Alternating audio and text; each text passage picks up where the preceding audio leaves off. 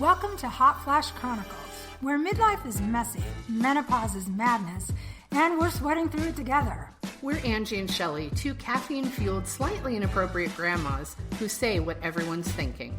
So grab a drink, crank up the AC, and let's dive in. We are on vacation for the next week and a half, so we're going to rerun a few of our favorite episodes that we've released so far.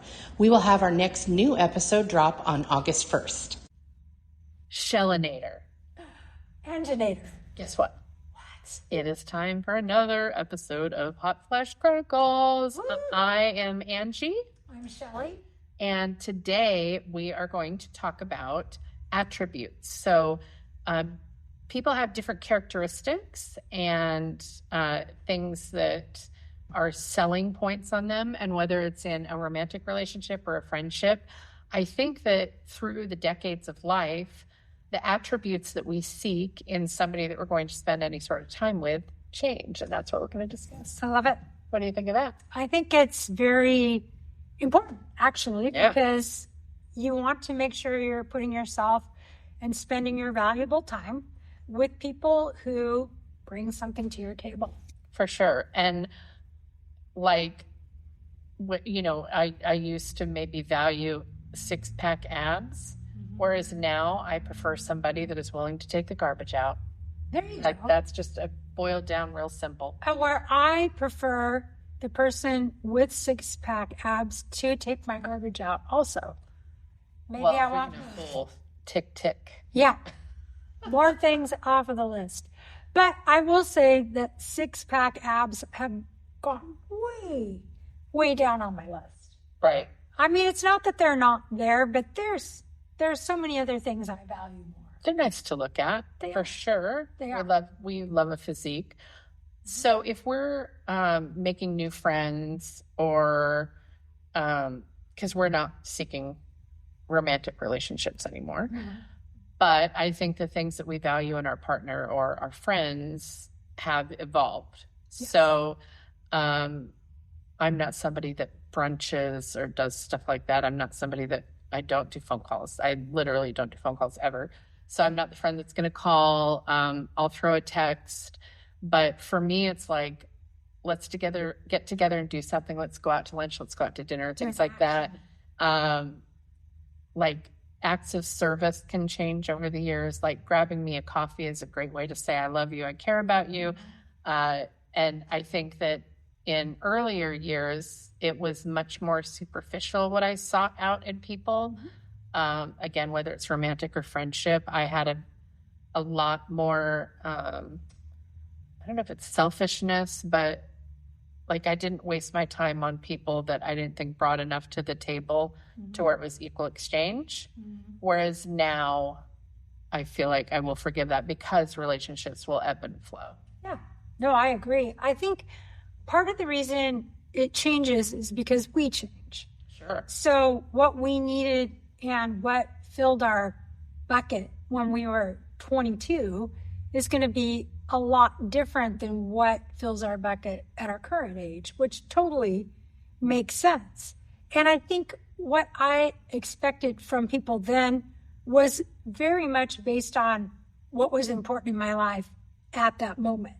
And as a 20-year-old woman or a 23-year-old woman, a lot of my needs and stuff were physical, like hormonal needs. So what somebody looked like, what kind of stamina they had, what kind of activities they could do, what kind of, how they spent their, like, do you want to go clubbing or, now I'm like, oh my God, you made eggs for breakfast. You are the love of my life. You brought me a cup of coffee. Oh, yes. Yeah, coffee is our love language. Coffee is our love language. You will hear coffee mentioned. Probably too much. So I've noticed this, you guys all know that I watch reality shows. It's kind of my mental rest.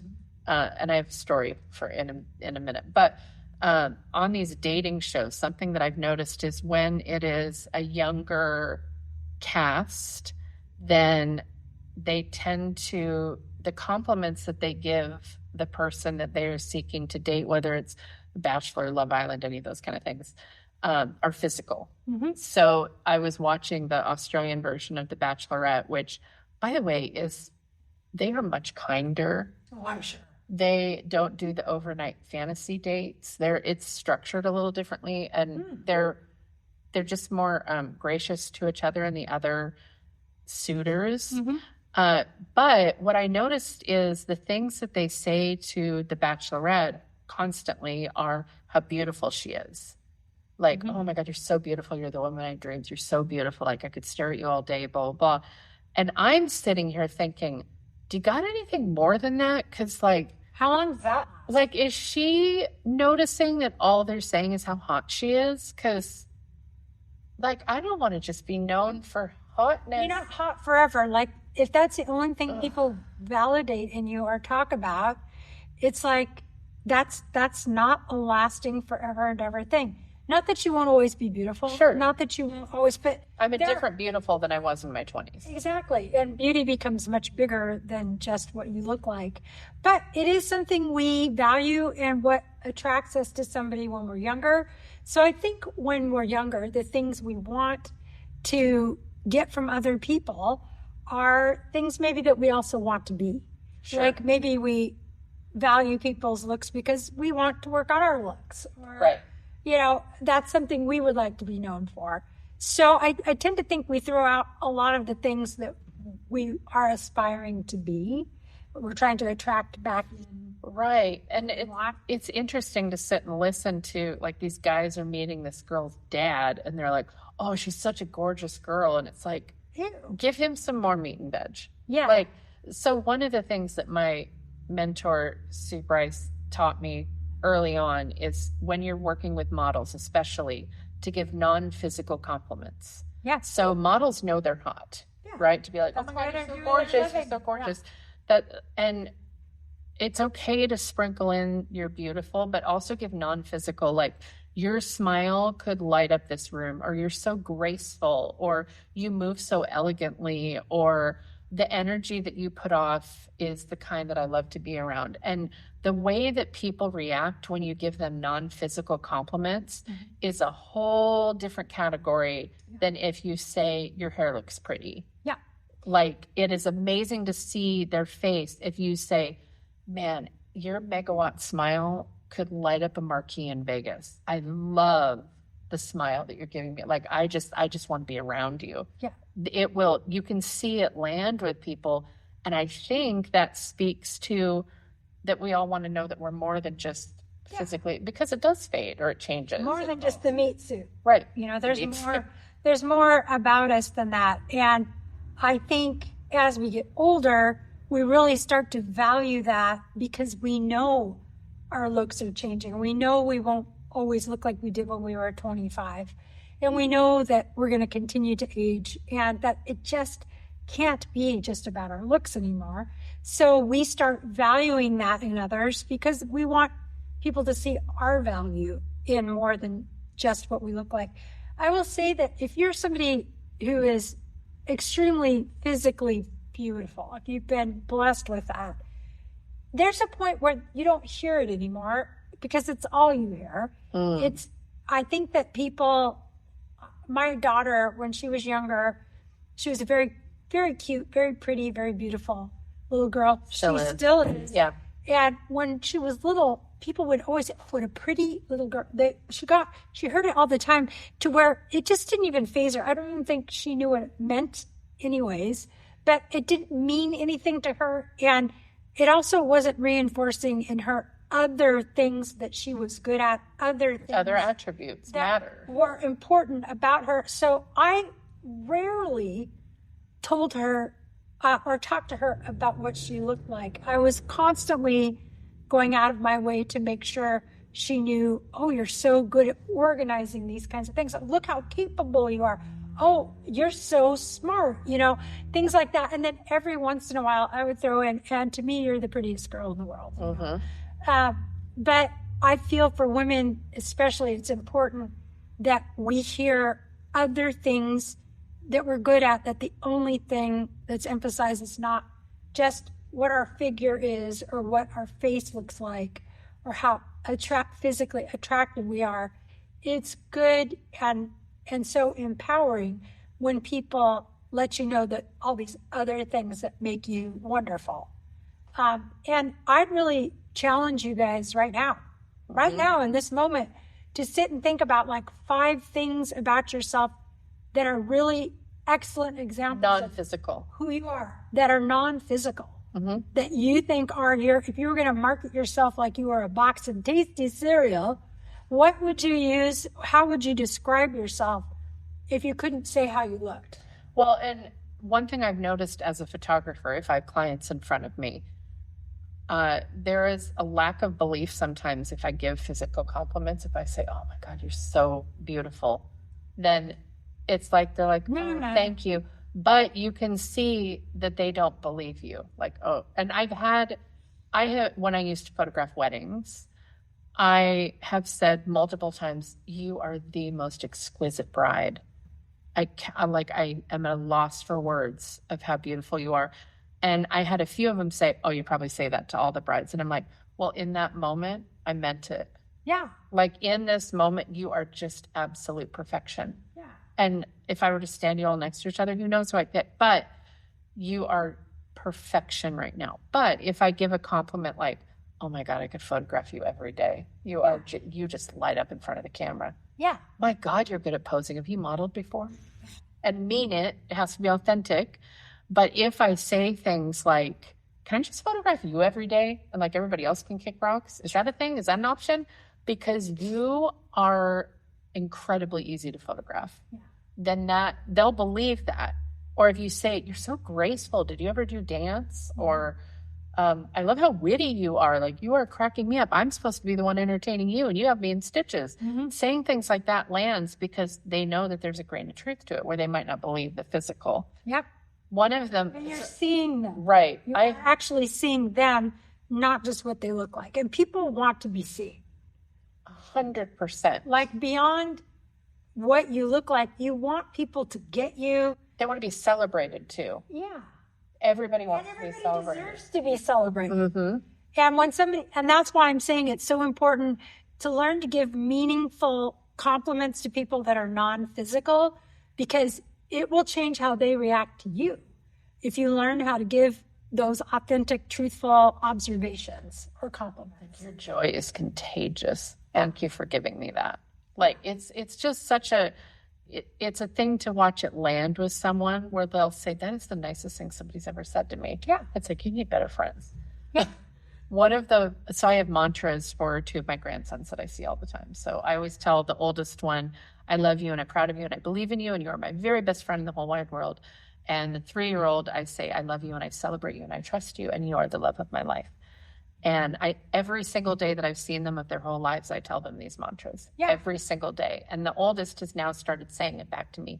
Oma, I love you and I'm proud of you and I believe in you. Mm-hmm. And I've started as of late also saying, you are so easy to love. Mm-hmm. You are so easy to love. And I said that to Beth and Tyson's kids the other day. Yeah. And they just lit up like a Christmas tree. Like, that's so nice to say. Like, saying you're easy to love to a child is, that's giving them a gift. But here's the thing. I know that my grandkids, when they grow up, somewhere in that psyche of theirs, they're always going to know that someone loves them, someone believes in them, and someone is proud of them. Yeah. So if I'm planting those seeds for long-term growth. And that's what we should be doing for each other, is everybody should be planting seeds. Yeah. Let's all pretend we're gardeners, and we're going to go into this world of all these potential flowers or vegetables or whatever you're growing in your garden. And you're going to make sure that you nurture it and that it grows to its full potential. Because we as humans have the power to make or break someone's day. Totally. A few words. And that's like when we're talking about attributes, being a person who works on your own strengths and works on consciously going out of your way to make somebody else's day better. Like, Angie, that's part of your job. Mm-hmm. Like, you're a photographer, when they come in here, you've got to put them in this mood so you can capture. An encouragement coach. Yeah. You're capturing the essence of who this person is on film. And I'll tell you, some people in real life, you don't really capture their essence in a single moment, but photographers do. And people who you would look at and just think, that's such a regular, normal looking person. I would never even probably see them if I was in the grocery store. I'd walk right past them. But photographers can magically capture this minute when somebody is radiating inner beauty or joy or something that just lights them from within. And that comes from encouragement and connection. You have to build the rapport, and it has to come from authenticity. Because if you're not being authentic and you're not speaking truth, they can tell. Yeah. So You know when have to, somebody's it's a not very honest. hard skill set to develop, that coaching to be able to draw the best out of people. But once you've got it, it doesn't go away. Yeah. I know how to draw the best out of people. I'm highly confident that I can get a banger of a shot out of any human that's in front of my camera. And as a person, when you're hearing authentic compliments from people, it can be uncomfortable because you might have had things happen in your life where you've gone through some experiences where maybe you just don't like getting attention. Like some people they don't want people to acknowledge them.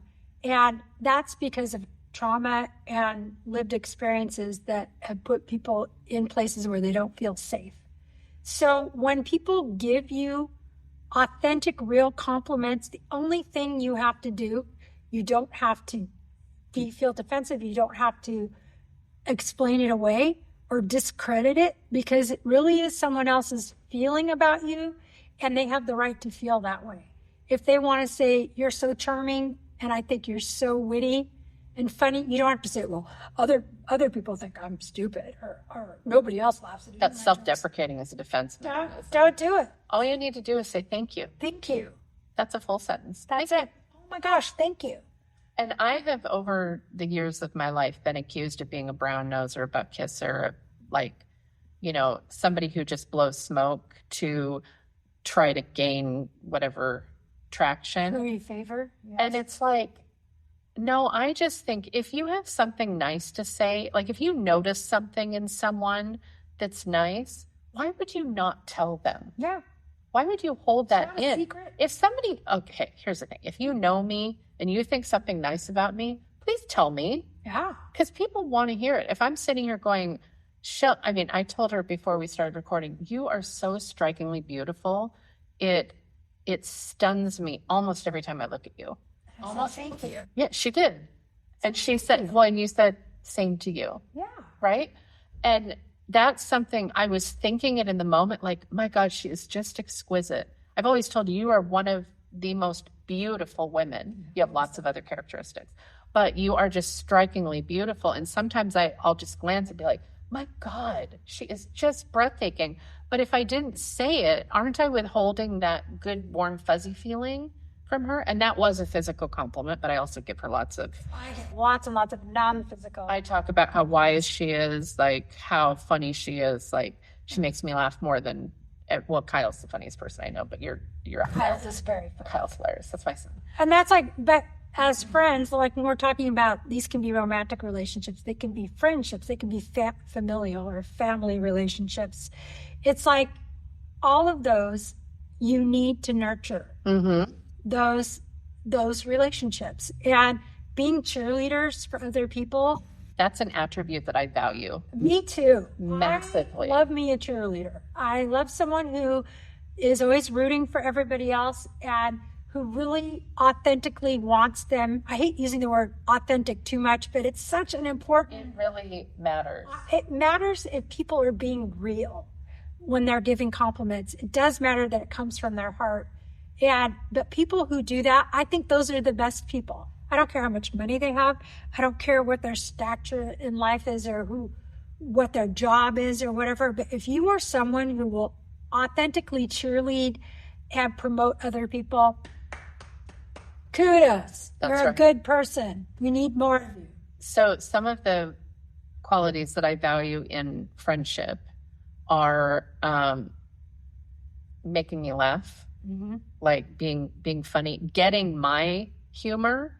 Because I am hilarious. If you don't get my humor, I don't have a lot of patience if I have to explain a lot of it. There was a guy, we did a poker night about a month and a half ago, and my friend and I were like, we were joking this banter thing, and this one guy at the table just didn't get it. And it was like 15 minutes. I was like, can we just pretend like I never said the joke? Because this is Too much. this is painful. And he was like, it's not funny. I'm like, dude, you just don't get it. Like, Yeah, it's can we okay. stop speaking now and just play the cards? Like, oh, Yeah. I was so frustrated that he didn't get. It was funny as fuck, and I'm like, how are you not tracking what we're talking about? So, getting my sense of humor, making me laugh, holding space for me, letting me hold space for you. Yeah, thinking of fun ideas. I love banter. I love conversation. And you know what? When you were 20, because we're talking about this through the decades, Yeah. these develop over time. Like every once in a while, you'll have a life experience where all of a sudden it becomes crystal clear that something is important to you. Like, oh my God, it is important for me that people are there to hold space for me. That might not have even been a phrase you knew when you were 25 years old. I just learned it recently. Yeah, holding space for someone, listening. Like, I appreciate someone who just listens to me, doesn't interrupt, lets me explode out whatever I need to say, and then takes a moment afterwards and digests it and then comes back with some answers. But people who listen now, I wouldn't have thought that was important when I was 25. I sure think it's important now. And every big life event that you have, all of a sudden, more of these attributes come to the surface of, oh, it's important to me that people reach out when they're struggling.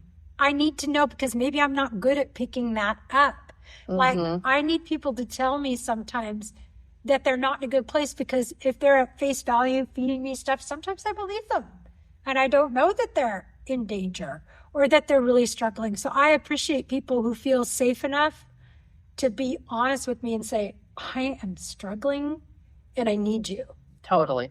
Because, And it's okay to say that. yeah, for sure. So just recognize that you can be 25 and understand, you can be very enlightened.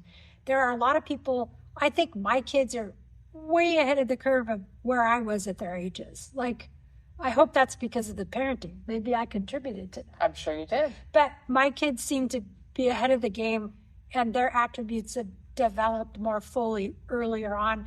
I feel like a lot of mine came in my 30s. It was when I probably hit a lot more of them, was when I was making big decisions in my life. When my mother passed away when I was 30 years old, so that put a whole new plate of issues on my table that I had to get through. And a lot of mental bandwidth to process that too. Absolutely. So all of a sudden what people looked like and very surface level things that used to be what I needed, I didn't need that at all anymore. I needed depth and I needed more understanding and people who had a broader kind of toolbox full of stuff. And that's where I'm at now at 60, is the attributes, the physical stuff, I barely notice it. I still appreciate it. It's great. Like, of course you notice when somebody's attractive. Sure. Of course you do. But I also think, what else are you bringing to the table? Right. Nice you have those sparkly blue eyes, but what else are you bringing? What else you got? Yeah. Yeah. I And expect more. in my 20s, I had obviously different characteristics that I sought out in friends or partners. I loved anybody that would go dancing with me, or like that was fun to like go party with or go hang out with. Like if we could have kid play dates, that was fun. And I felt like at that point that I had people in my life for different reasons. So like my friend Jade, who I'm still friends with, I met her when I was very early 20s, and she was a bartender at the bar that I frequented. And she was so fun because she still, at 50, has this childlike wonderment about life where she is just wide-eyed and innocent in a way that it's like she doesn't carry darkness. And if you just want to like giggle and jump in puddles with somebody and pretend like you're 5, Jade is that friend, and she still is that friend. And then you have the friend that you have the real deep conversations with, where it's like we're getting really deep into things and we're talking about philosophy and things like that. And Brandy was a lot of that for me in my 20s. Like she and I would have really intense philosophy conversations. And I had different people in different categories, but as I've aged, I've realized that one person can encompass all of the things that I don't, not that I don't want to have a lot of friends, but I don't need to have 60 friends to each foot a different bill, because first of all, I don't need that much out of people anymore. But it's like the deep and wide, like the deeper things instead of the surface. Yeah. Well, I think that's a good way to put it too. For me, the quality of my friends is much more important to me, because I don't have the bandwidth and the actual time to put into relationships what you need to, because they're a lot of work. You're tending that garden. You're a gardener. So I can only have a few plants at one time. So for me, the more my quality and what I expect from my close friends is a lot, because I want to spend the time with them, but I want them to be bringing all their stuff to the table, and I want to be putting my stuff out on the table. And there's only so many people that I can share that with. So that has become way more important to me. Like in the past, I might completely be friends with somebody just because they'd go out dancing with me, and that was it, and that's all there was. And now it's like, oh, it's gotta be more than that. Like, how late do we have to stay out? Yeah. Is there parking? Yeah. Where's the parking? What's the parking Are situation? the chairs going to be too high in this bar? Because How loud is it going to be? Do I need to turn my hearing aids down? Yeah, I don't want to do Because that. if there's a lot of noise, like, Is there a happy hour? Can we? do they have appetizers for half price during happy? Like, just the things that we consider if we're going out are. It is. It's so much. It's like, well, wait, how many people are going to be there? Yeah. Is this How going to go crowded late? is this place? Will we have seating? Yeah. Is it standing? Oh no. No. I will Hard not wait pass. more than 20 minutes for anything. For anything. No, do I have to wait in line to get a drink? No. Are you kidding? There's no waitress? No. Hard pass. So, like, it's important to know that. I'd rather go to a winery and sit in the sun with a friend, where they casually bring by a charcuterie, than go to a club where you're. Which is what we'll be doing in July. We're doing that in July. I'm so excited. It's gonna be our fun. birthday trip. But, So attributes and partners. Let's talk about that as well. yeah. So much of what we mentioned, like when I was younger, there you didn't have to hit a whole bunch of, were you cute? And were you cute and did you make me laugh were probably the two biggest ones. And there wasn't maybe a lot of that. Are you kind? Are you kind to animals? Kindness is my number one tip. Kind is so important now. And it was like maybe number 3 or 4. And now I'm like, kind is probably 1 or 2. But it was a very limited list. It was kind of very basic, like just the things you expect of a decent human. And now that I'm older, it's got so many more edges to it. It's like, are you a quality person? Do you care about other people? Are you respectful? Are you respectful? What are your values? What do you think of the world and what's happening in the world? What's your worldview? What are the things you like to do for fun? What are your hobbies? Do you have a hobby? Because it matters. Yeah, I like people who are you independent? Are you clingy? My husband plays hockey on 3 teams, and that means that he's gone usually 3 nights a week. But I love that he has that, because we each have our things that light us up hobby wise, and we can support each other in that. But I don't need to be like right up in his business all day, every day. It's okay to have those little breaks. We're both pretty independent people, but we really appreciate our time together. So he's on hockey break right now. Twice a year, they have like a week or 2 where it's between seasons. And it feels strange because he's just been home for a week and a half every night. And I'm like, I don't know what to do with all this time. I was like, let's work on the garden. Yeah. I heard I saw a thing on Instagram the other day that said, hey, all you people that used to drink Boone's Strawberry Hill while rocking out to Gangster's Paradise, how's your garden coming along? Yeah. So I was like, yeah, I've been gardening. And I embrace it. I've been gardening a ton. Wait till you see. My garden is slapping right now. Oh, yeah. I'm excited. Yeah, I'm like totally okay with embracing this stage of my life. And the qualities that I want in a person are that they're chill, that they like to just take relaxation days, that we could just go for a hike. It does become a lot less focused on, let's go do this. I don't want to be bored. Let's go party. Let's go. No, I'd rather just hang out in a hotel room with you and get Uber Eats and laugh our faces off and be in edibles. That sounds super fun. Than go on a tourism jaunt. Or No, I'm just like, let's something just hang out. Like, instead of going to a movie, let's do where we can actually see each other's faces and speak. Because that's what I value, is that time. The attributes now are, when I think about time with somebody, is like, how much energy am I going to have to put out to keep up with / hang out with this person? Because hanging out for a day with somebody chill, where we just let things evolve and kind of unpack it and be like, It isn't persnickety. let's do this. That's so much more important to me, is, can we hang out for a day and chill? Like, that means a lot to me, because being chill and being relaxed and being in a safe place in the current world that we're in is super important to me right now. I agree. I couldn't agree more. I want that. So I think that none of these are wrong. Like, it's not wrong to, like, If you're still into physical now, that's fine. Like, there is no right or wrong answer. It just evolves. Any stage you're at is completely fine, but you always are evolving. Like, and you'll keep adding things in, and the kind of person that you like and admire will continue to evolve, because you're becoming a more likable and more admirable person. So it makes sense that you'd level up what you expect in others when you level up yourself.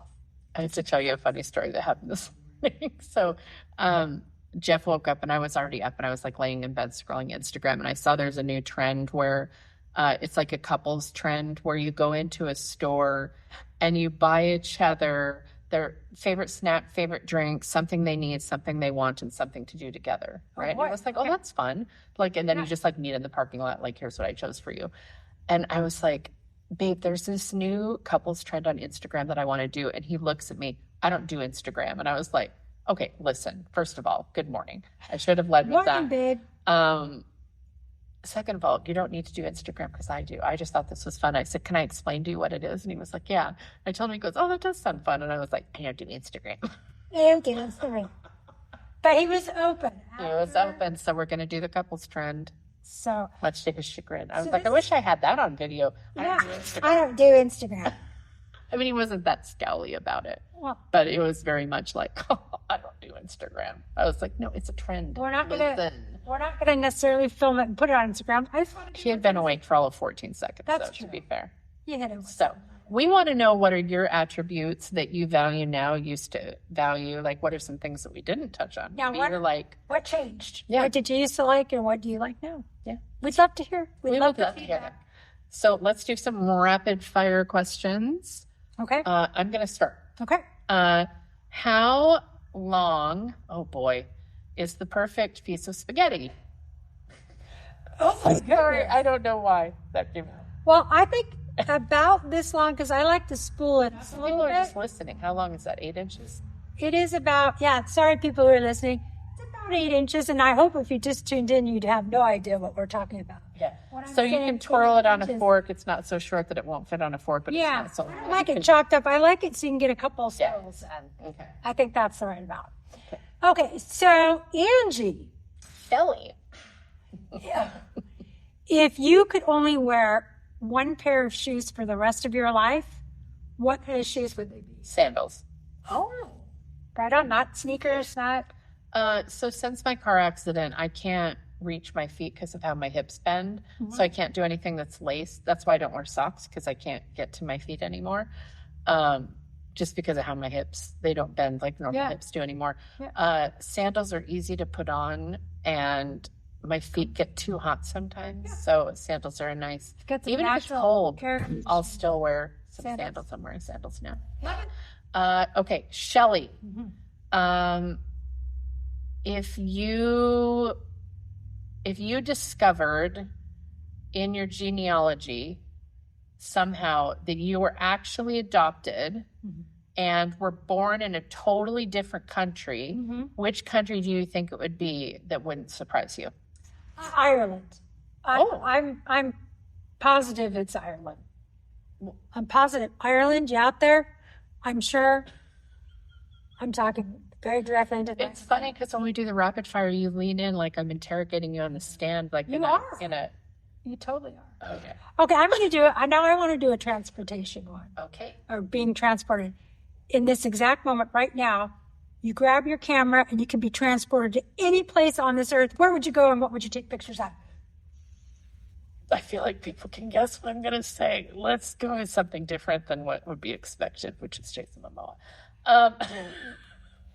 It's going to sound like it's an unhealthy obsession with him. Well, it might be. He does occupy a lot of my mental bandwidth. If I could go photograph anything right now, I think I would want it to be a person because I love photographing people. And I'm not going to say Jason Momoa. Do you know who I would love to photograph is Michelle Obama. Oh, I feel like she would be incredible in front of the camera. oh, I think so too. Oh, I feel like she Talk would about be energy and fire positivity in front of a camera. Yeah, Because she gives really good eyes. Yeah. Like she gives really good looks. I feel like I could draw that. Oh, I love that I answer. would love to photograph Michelle Obama. Michelle, if you're out there, you want a photographer, she's right here. I'm your girl. And she'll do it for free. With that, time for it has another been ending. a great podcast once again. Thank you so much for listening. It means the world that you choose to spend your time with us. If you like what you're hearing, we would be honored if you give us a 5-star review wherever you're listening. Give us a like, give us a follow, give us a subscribe. And we will see you next time. Well, ciao. bye. That's a wrap on this episode. If you laughed, related, or just need more, hit subscribe. Check out the show notes to find us on socials and YouTube and join our Patreon for exclusive extras. And remember, We're still hot, just in flashes.